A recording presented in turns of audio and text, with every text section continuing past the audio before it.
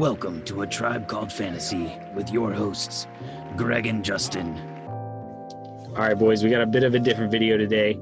We're doing rest of season running back rankings, mixed with a little bit of strength of schedule in there. But this time it's going to be a debate. Me and Greg, we both made a running backs list.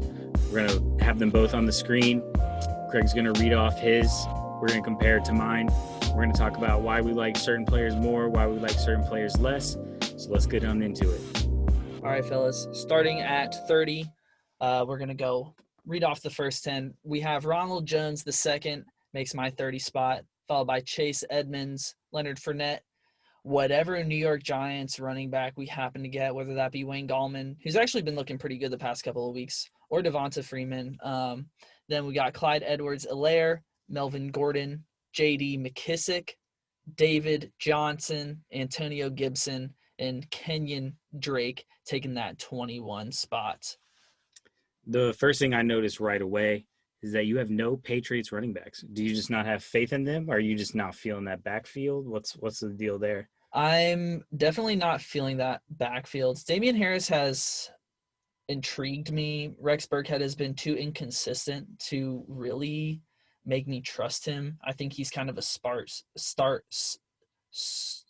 start player, as well as, I don't know. Damian Harris has been starting to get consistency, but I just don't trust the touchdowns in any of those running backs because Cam Newton could take him on any given red zone carry. Yeah, I like some of their matchups. They got Houston, Arizona, the Chargers. It's a good 3-week stretch. Rams is a bit of a tough one. Miami's tough. Buffalo, not as tough as it could be, but also kind of tough. I do not have Melvin Gordon or Chase Edmonds on my list. I like Chase Edmonds a lot, but it's too much up in the air for me to slide him in when knowing he's the RB2. I had Chase Edmonds on the list mainly because of Kenyan Drake's injuries, the potential for him to go down again, and the fact that Chase Edmonds has outproduced Kenyan Drake with less work. So if he were to get an opportunity, I think Chase Edmonds would have rest of season value regardless. But I mean, if he's getting 20 touches a game, you're going to get a higher ranking than Kenyan Drake is at, I think. That's fair enough. I made mine to 40, so he was my 32. So he didn't. He was close. Yeah. Melvin Gordon, we are like 10 spots away on. I'm not about that Broncos offense. That's what that really boils down to. Understandable. I have him there for the talent. Has some good matchups. I like the Panthers matchup that first week of the playoffs. Then they get a little bit harder. But then the Chargers, that's not too. Or sorry, I think I'm looking at the wrong player. No, he has the Chargers. That's a solid matchup come championship week if you make it that far. That's for sure. I know we both have differing opinions on J.D. McKissic and Antonio Gibson. I have them a little closer to each other than you do, but I have Antonio Gibson ranked higher. Did we touch on our difference of opinion on them already? I think we glossed over it in the running backs rankings. Yeah. I don't know. I just think J.D. McKissic with Alex Smith back there, he plays more of the snaps.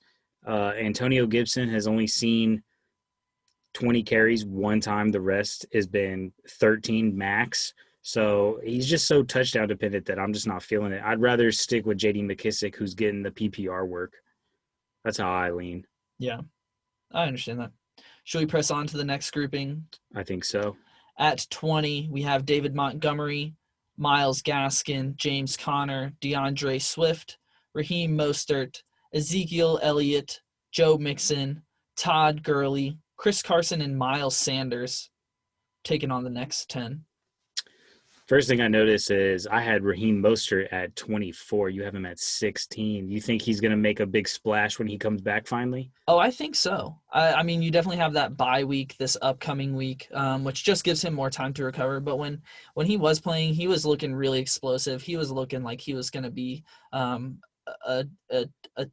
top running back this year for fantasy. So it kind of sucked to see him go down. I think those people that either made trades for Raheem or stashed him in an IR spot for this season, I think holding on to him is really going to pay off in these later weeks when you got the football team, the Dallas Cowboys, and the Arizona Cardinals.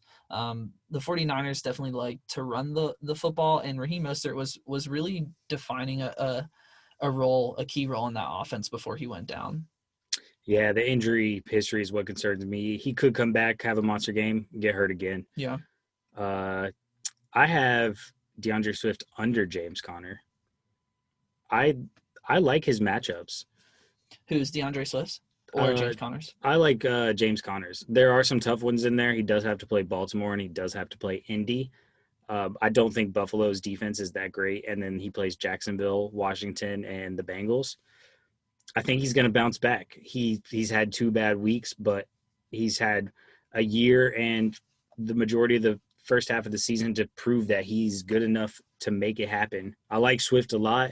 I'm just personally taking Conner. That makes sense. I mean, the Steelers like to feed the ball. I think I'm definitely riding high on DeAndre Swift after this breakout week.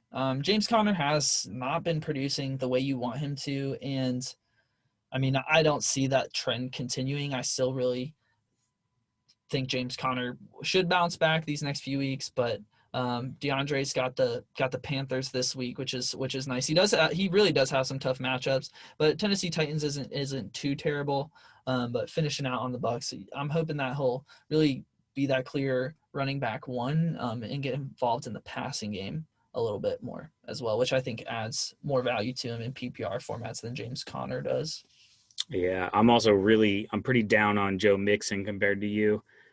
Just the fact that he's not going to return from injury, or we don't know when, but most likely not this week. And then he has the Giants defense, which is pretty solid, the Miami defense, which is solid, and then the Pittsburgh defense. He does have a good championship week, but you're not going to make the championship if you have to really grind it out, and then you got to play the Giants, Miami, and Pittsburgh if you do make it, and then you play Pittsburgh. I just kind of like his volume that he consistently gets, and he is a talented running back. He can be involved in the passing game.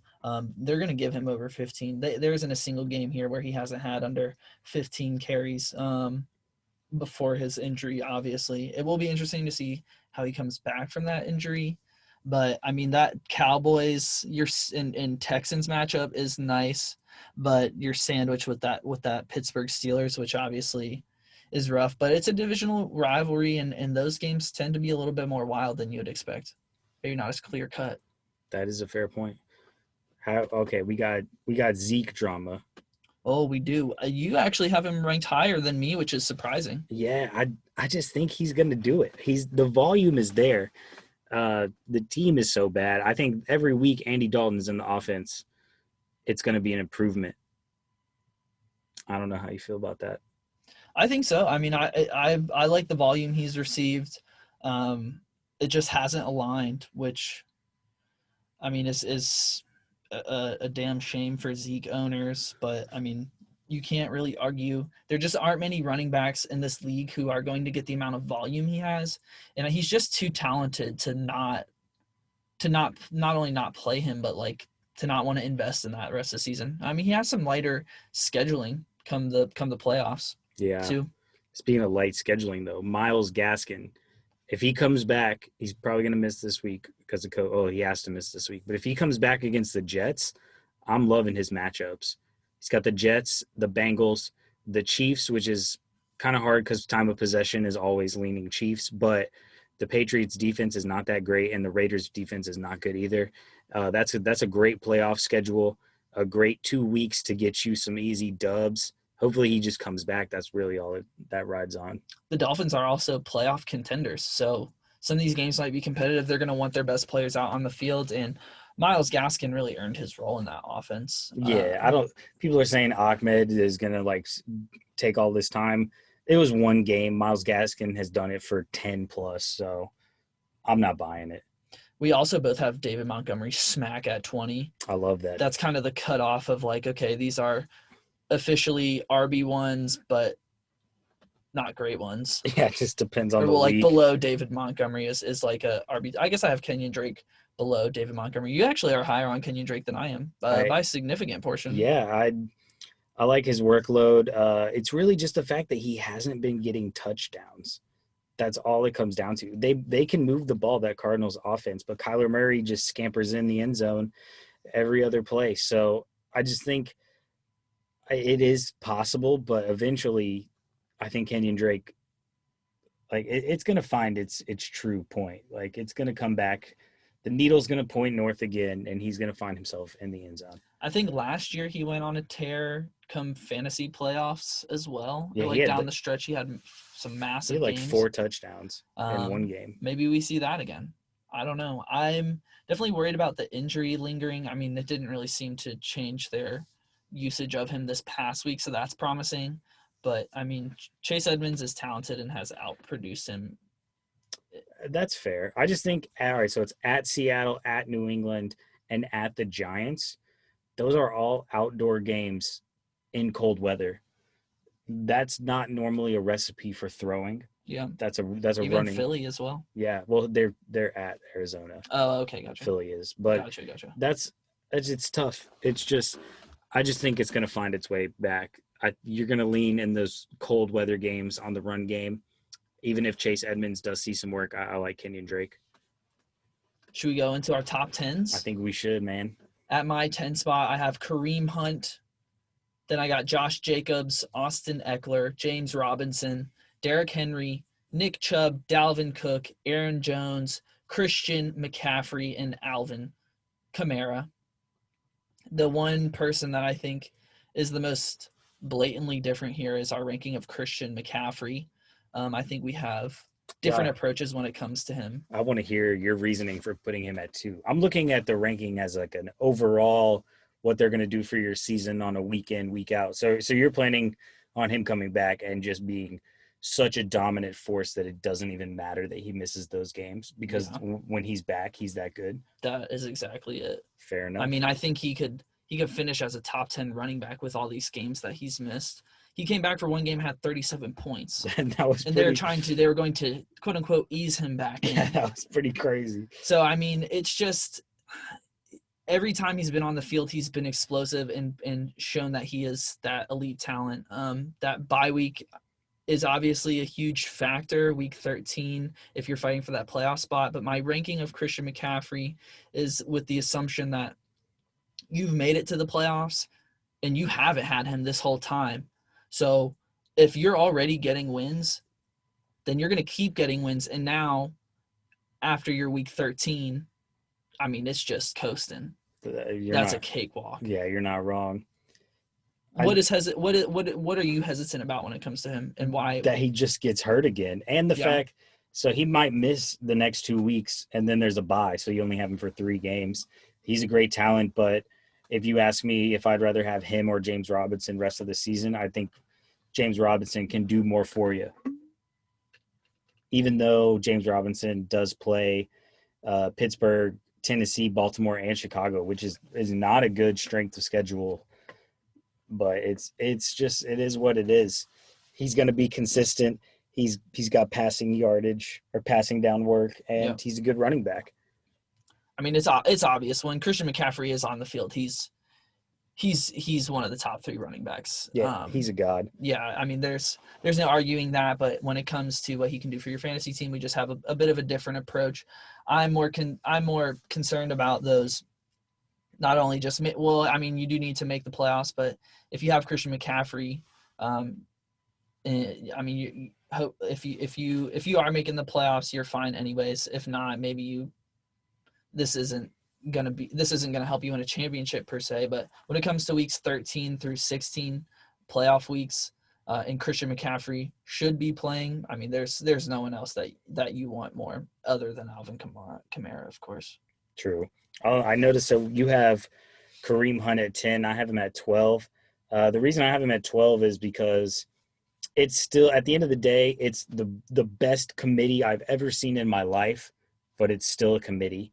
I think Miles Sanders, you have him at 11, and we had Chris Carson sandwiched in between, or I do. You have him at 12. Yep. I just think Chris Carson and Miles Sanders see more of a steady offense. They see more. They're just the primary back. So there's going to be weeks where Kareem Hunt might only see 10 carries, 5 catches, but Nick Chubb gets 25 carries. So it's like, if I know that I can start a Miles Sanders who is guaranteed to get 17 to 20 carries, I lean that way more. My only counter to that, and why I have Kareem Hunt higher on my list, is because his most fantasy productive games were when Nick Chubb was playing. They've taken a 1-2 punch approach, and there hasn't been a single game where he's not gotten double-digit catches or double-digit carries. They're not afraid to target him in the passing game either, and he has great hands. Obviously, Nick Chubb is the running back one, but the way I see it is Kareem Hunt is also he's just the 1B. And just the fact alone that his best games were with Nick Chubb, just because he can probably run all over them and tire out this defense, and then you have to deal with Kareem Hunt. That's true. And vice versa. It's just such a mutually beneficial relationship for them, and that's why I have them both in my top 10. I need to hear this Aaron Jones over Dalvin Cook argument, because Aaron Jones still plays the Colts, the Bears, and Tennessee, and Dalvin Cook plays Tampa Bay and Chicago in the playoffs. Is that a playoff thing? Yeah, that was like a week 13 through 16. It's just the ease of schedule down that playoff stretch. I like Aaron Jones significantly more. None of those matchups are intimidating to me, and that Carolina Panthers matchup is just juicy as all could be. When it comes to those two, it's margins of very minute error, I would say. Yeah, all right, that's fair enough. I like Dalvin Cook a lot. I think he's pretty much matchup proof. He had a good game against the Bears already, so he can do it. Another thing I'm looking at is we have Austin Ekeler and Josh Jacobs in the same spot. That Austin Ekeler pick, though, should be back week 12. Yep. So I'm assuming we're on the same page that we're expecting him to have great success when he returns. Yeah, that's what you're hoping for. Definitely. That ease of schedule is so nice looking. Yeah. Atlanta, Las Vegas, Denver. You can't ask for a better playoff schedule. The Atlanta and Vegas. Yeah, all three of those are just great matchups. Josh Jacobs a little more difficult schedule. Josh Jacobs more of a workhorse. We're both banking on Austin Ekeler coming back and being fully green light to go. I think he will. I think so too. Yeah, because we watched Instagram videos and he was running in a straight line. Oh, and it was fast. So fast. So in the comments, let us know where you disagree on some of these rankings. Maybe tell us your top 5 if you want. That could be interesting. Yeah. We'll see how many people do it. Yeah, we'll see. Yeah, just really appreciate you guys for listening. This was something a little different. We just got tired of doing the same old regurgitate player here. So if you really want to know about an in-depth analysis on a certain player, why we put someone somewhere, ask us in the comments too. We'll be glad to answer. Hope everybody has a great day.